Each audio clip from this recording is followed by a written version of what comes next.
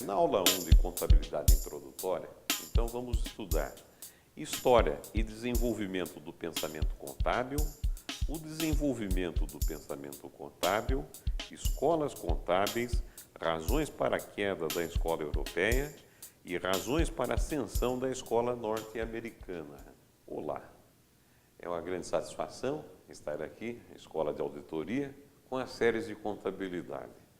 A Escola de Auditoria em função de uma grande demanda dos nossos cursos de auditoria, o pessoal tem solicitado, né, conceitos, conhecimentos, todo o aprendizado na área de contabilidade. Então, dessa forma, estamos planejando e desenvolvendo uma série de contabilidade que serão cursos voltados para os contadores, naturalmente, e auxiliares contábeis, todos aqueles auditores que pretendam se aprofundar nos conhecimentos de contabilidade. E dessa forma vamos começar com o curso de contabilidade introdutória.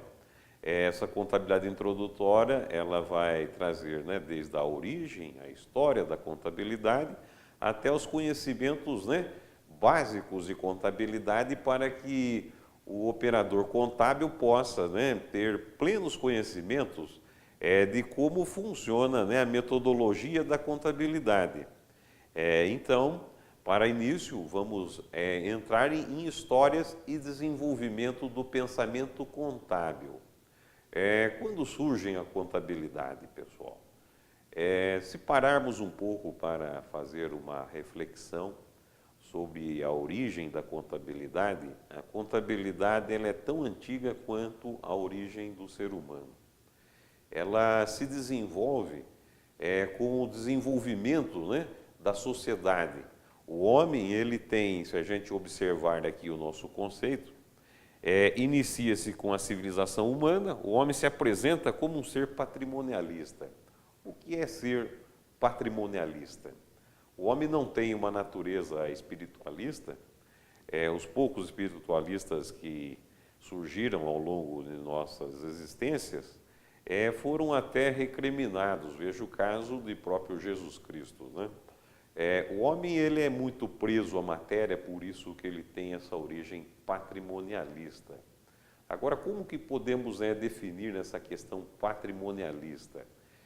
O homem, vamos voltar aí na época das cavernas ainda, ele colecionava, né? Quer dizer, ele tinha instrumentos de caça e pesca, a sua própria comida que ele conseguia armazenar, e o controle que ele poderia fazer era através do que conhecemos, né, um conjunto de igualdades, né?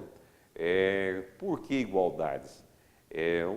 Os estudiosos, né, na área de metodologia observaram que o homem aprende antes da escrita por método de igualdade. Se vocês fizerem uma reflexão sobre o primário que vocês estudaram, vocês vão lembrar que no primeiro ano da escola a gente aprende conjuntos. E nesta técnica, por quê? Porque o nosso cérebro, né, ele está preparado para trabalhar a metodologia de conjuntos. E o homem, tendo isso no seu desenvolvimento, no seu intelecto, ele utiliza do conjunto de pedras para poder fazer igualdade, né, ao que ele possui.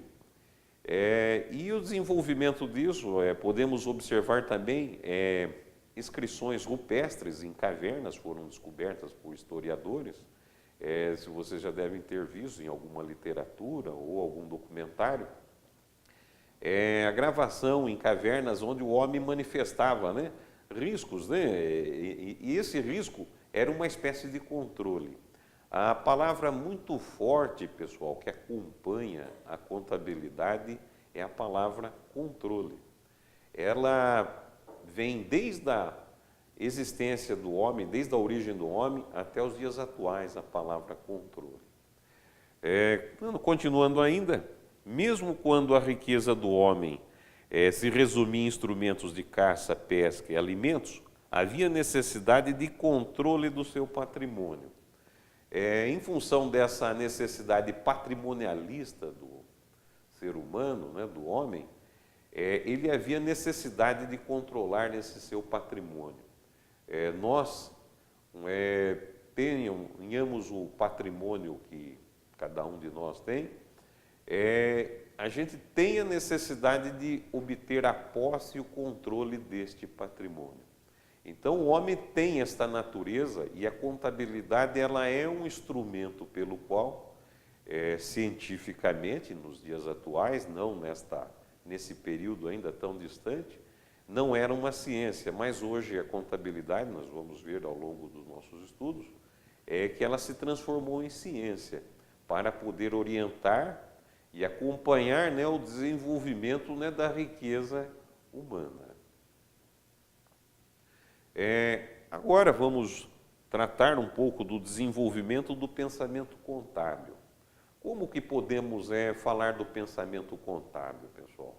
Falamos anteriormente da origem patrimonialista do homem, mas se observarmos, o homem, ele, ao longo do desenvolvimento de milhares de anos, a sociedade, né, à medida que houve os avanços tecnológicos, esses avanços tecnológicos contribuíram também para o desenvolvimento para a contabilidade.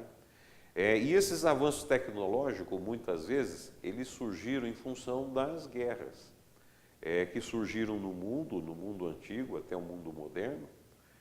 As grandes obras também deram grandes impulsos à contabilidade. Como que uma guerra, como que uma grande construção pode auxiliar no desenvolvimento da contabilidade? É uma pergunta que eu faço. Vamos pensar numa grande batalha, numa guerra, principalmente no passado, né, nós estamos falando da origem da contabilidade, o preparo que se tem que ter na retaguarda de um exército para que esse exército possa combater o inimigo. Ele tem que estar muito bem fardado, muito bem alimentado, com material bélico, né, provisionado. Enfim, se ele não tiver essa retaguarda que se resume em bons controles, ele não consegue enfrentar o seu inimigo. E esses controles, pessoal, nada mais é do que uma espécie de contabilidade, né? O preparo disso, o controle disso é através da contabilidade que se desenvolve. As grandes obras, que até não temos conhecimento científico de como algumas obras foram construídas, é o caso das pirâmides do Egito, mas se pensarmos, pode imaginar os milhares de materiais e pessoas e alimentos, né, que foram consumidos nessas grandes obras. Então, estes avanços, tanto de guerras e grandes construções, contribuíram muito para o desenvolvimento da contabilidade. Isso nós estamos falando de diversos milhares de anos, né? Até o período aqui de Luca Pacioli. Quem foi Luca Pacioli? Luca Pacioli foi um frade franciscano, viveu em Roma, na Itália, e ele teve, né, além de um religioso, ele foi também professor universitário, ele era matemático, né, produzia literatura, e uma de suas obras, pessoal, que escreveu Contabilidade por Partidas Dobradas, ele dedicou um capítulo da sua obra, publicada em 1494, imagina, em 1494 o Brasil não era ainda nem descoberto, Frei Luca Pacioli já fazia, né, desenvolvia a sua literatura, colocava o seu conhecimento, né, já à disposição de outros interessados. Mas esse capítulo foi muito importante para a contabilidade. O que foi que Luca Pacioli fez? Ele fez um estudo aprofundado da prática de que os comerciantes utilizavam para controlar a sua riqueza. E como o Frei Luca Pacioli era um estudioso matemático, dedicado inclusive a saber como tratar o controle das riquezas, ele se dedica a este capítulo, traz os primeiros conceitos que contabilidade se utilizam até hoje. Estamos falando aí de mais de 500 anos atrás, né, esse desenvolvimento desses conceitos, que não foram superados até hoje. E dessa forma, então, marcou, né, o início do período pré-científico, nascido da escola italiana de contabilidade que dominou o cenário mundial até o início do século XX. Apesar de a Itália, né, a escola italiana, a escola europeia, ter dominado, né, o conhecimento da contabilidade, os conceitos de contabilidade, ela teve assim uma ascensão muito grande nesses 500 anos, porém, ela deixou o cenário mundial, ela ficou ultrapassada. Vamos entender por quê. Mas é um marco para a contabilidade o ano de 1494, porque ela inicia um período pré-científico. Deixa de ser algo ainda que não se tinha uma base, né, para desenvolver estudos mais aprofundados. O desenvolvimento do pensamento contábil, outro fato que contribuiu foi a Revolução Industrial. O que foi a Revolução Industrial, pessoal? Muitos pensar que foi uma guerra? Não. Revolução Industrial foi em função do desenvolvimento muito grande da sociedade, as grandes cidades, o inchaço, né, da população, foi necessário o desenvolvimento de produção de alimentos, material de higiene pessoal, vestimentas.